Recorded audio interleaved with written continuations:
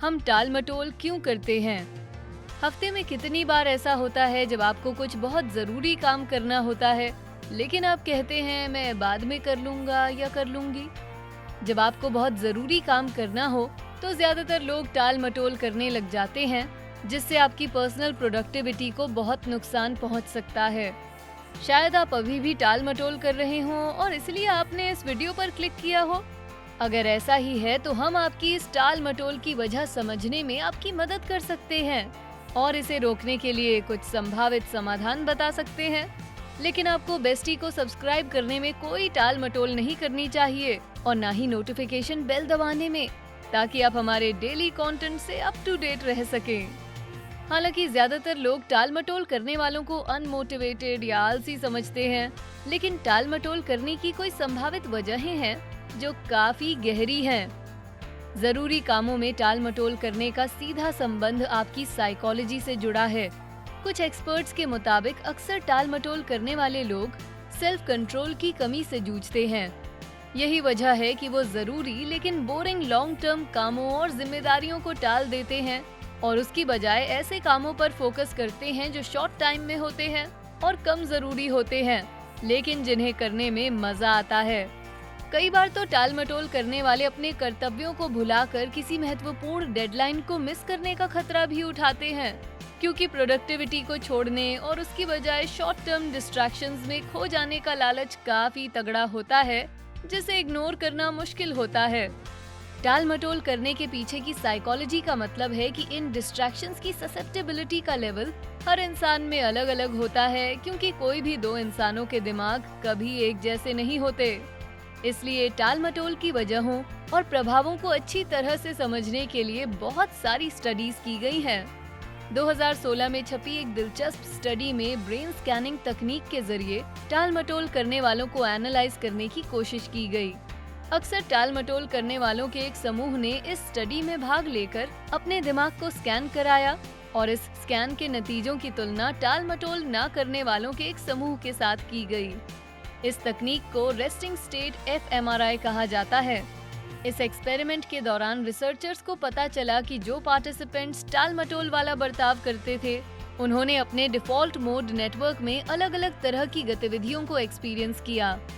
Default mode network यानी आपके दिमाग का वो हिस्सा जिसका इस्तेमाल ऐसी बातों को सोचने और फोकस करने पर होता है जिनका आमतौर पर अभी किए जा रहे काम से कोई रिश्ता नहीं होता, जैसे पास्ट या भविष्य या दूसरों के बारे में सोचना। टाल मटोल करने वालों की डिफॉल्ट मोड नेटवर्क की गतिविधि टाल मटोल ना करने वालों से ज्यादा हाइपर एक्टिव पाई गई और उनके दिमाग के वो हिस्से जो इस डिफॉल्ट मोड नेटवर्क को नियंत्रित करने में मदद करते थे, वो कम एक्टिव थे। 2019 में इन्हीं में से कुछ रिसर्चर्स ने इस टेस्टिंग को आगे ले जाने का फैसला किया। इस दूसरी स्टडी में 151 लोगों ने एक साइकोलॉजिकल एग्जाम दिया, जिसमें उन्हें उनकी प्रोडक्टिविटी की आदतों से जुड़े सवाल पूछे गए, जैसे वो कितनी टाल मटोल करते हैं। साथ ही इन लोगों पर MRI टेस्ट्स भी किए गए। इसके नतीजे आने पर पता चला कि टाल मटोल करने वाले इंडिविजुअल पार्टिसिपेंट्स के MRI नतीजे भी यही दिखाते हैं कि उन्हें सेल्फ रेगुलेशन में मुश्किल आती थी। इस तरह से वैज्ञानिक इंसान के दिमाग को देखकर टाल मटोल को उसी तरह डायग्नोस करने लगे जैसे कोई डॉक्टर एक्सरे देखकर टूटी हड्डी पहचान लेता है। तो इन सब का क्या मतलब है? अच्छी खबर ये है कि अगर आप उस तरह के इंसान हैं जो अक्सर टाल मटोल करते हैं, तो शायद इसका मतलब यही है कि आप बस आलसी हैं और इसकी वजह आपकी अंदरूनी साइकोलॉजी भी हो सकती है। तो क्या इसका मतलब है कि कोई उम्मीद नहीं है? और अगर आपके स्वभाव में टाल मटोल करने की ओर झुकाव है, तो क्या आपको प्रोडक्टिव बनने की उम्मीद ही छोड़ देनी चाहिए? जी नहीं, बिल्कुल नहीं। अगर आपके टाल मटोल करने की वजह आपका दिमाग है, तो भी ऐसी कई कोर्स करेक्टिंग टेक्निक्स और स्ट्रैटेजीज हैं जिन्हें अपनाकर आप सेल्फ इम्प्रूवमेंट की ओर कदम बढ़ा सकते हैं और अपनी प्रोडक्टिविटी भी बढ़ा सकते हैं। रिसर्च के अनुसार आप दिमाग के साथ जो भी करते हैं, वो दिमाग के स्ट्रक्चर और फंक्शन में जन्मजात क्वर्क्स के साथ ही योगदान देता है। ठीक वैसे जैसे इंसान के दिल की धड़कन को जेनेटिक्स और एक्सरसाइज दोनों के जरिए डिटरमिन और इन्फ्लुएंस किया जा सकता है। दूसरे शब्दों में आपको टाल मटोल वाले बर्ताव को पहचानने और उसे बदलने के लिए सही कदम उठाकर दिमाग को वर्कआउट देने की जरूरत है। आप प्रभावी रूप से कदम उठाकर दिमाग के महत्वपूर्ण कामों को हैंडल करने का तरीका बदलकर टालमटोल रोकना सीखने की तरफ प्रगति कर सकते हैं। अपनी सेल्फ हेल्प किताब एटॉमिक हैबिट्स में जेम्स क्लियर टालमटोल के प्रभावों को नियंत्रित करने और प्रोडक्टिविटी बढ़ाने के लिए एक स्ट्रैटेजी प्रपोज करते हैं, जिसे वो 2 मिनट रूल कहते हैं।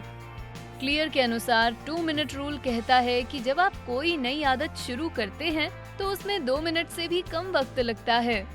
तो अगर आप रोज सुबह जॉगिंग करने की आदत डालना चाहते हैं, लेकिन इसे लगातार करने की हिम्मत नहीं जुटा पा रहे, तो पहले कुछ दिन के लिए केवल जॉगिंग के कपड़े और दौड़ने वाले जूते पहनने को ही अपना पर्सनल गोल बनाएं। ये स्ट्रैटेजी छोटे छोटे कदमों के जरिए आपको सेल्फ इम्प्रूवमेंट के बारे में सोचने पर मजबूर करेगी और साथ ही आपको धीरे धीरे सुधरने की चॉइस भी देगी, जो कि एकदम से बड़े बदलाव करने की कोशिश करने से कहीं ज्यादा आसान और कंफर्टेबल रहेगा।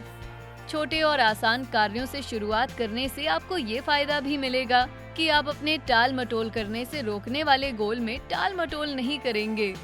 जब बात टाल मटोल और प्रोडक्टिविटी बरकरार रखने की हो, तो एक और जरूरी बात है सही टाइम मैनेजमेंट स्किल्स को विकसित करना। यूरोपियन जर्नल ऑफ पर्सनालिटी द्वारा की गई स्टडी में ये पता चला कि टाल मटोल करने वाले कुछ लोग दरअसल जानबूझकर ये बुरी आदत अपनाते हैं ताकि अपना शेड्यूल सही रख सकें। इसमें पता चला कि कॉलेज के टाल मटोल करने वाले स्टूडेंट्स अपनी इस टेंडेंसी की भरपाई करने के लिए ज्यादा पढ़ाई करते थे और अपने टाल मटोल ना करने वाले क्लासमेट्स से जल्दी पढ़ाई की शुरुआत करते थे, और ये सब वो अपने अनप्रोडक्टिव पीरियड्स को ध्यान में रखकर करते थे। नतीजा ये निकला कि वो सभी स्टूडेंट्स अपने दोस्तों से ज्यादा पढ़ाई करते थे। थोड़े से टाइम मैनेजमेंट से हर चीज संभव है। बात जब प्रोडक्टिविटी की हो, तो बहुत से लोगों को ये जानकर आश्चर्य होगा कि टाल मटोल करने की आदत नेचर और नर्चर दोनों की है। लेकिन अगर दूसरों की तुलना में आपका टाल मटोल करने की तरफ झुकाव ज्यादा है, तो इसका मतलब ये नहीं है कि ये अनप्रोडक्टिव होने का एक बहाना है।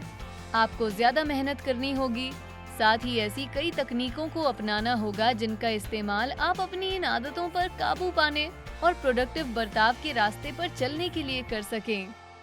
तो क्या ये वीडियो आपको मददगार लगा? क्या आप टाल मटोल करने वाले हैं? और क्या आपके पास कुछ टिप्स और ट्रिक्स हैं जो आप हमारे साथ शेयर करना चाहें? अगर हाँ, तो हमें नीचे कमेंट सेक्शन में जरूर बताएं और इस वीडियो को शेयर करने से हिचकिचाएं नहीं, ताकि और भी लोग इस जानकारी का फायदा उठा सकें और शायद किसी को वाकई इसकी जरूरत भी हो। और हाँ, ऐसा करने में बिल्कुल भी टाल मटोल ना करें। वीडियो पसंद आया तो इसे लाइक, शेयर करें, साथ ही बेस्टी को सब्सक्राइब जरूर करें। Thanks for watching.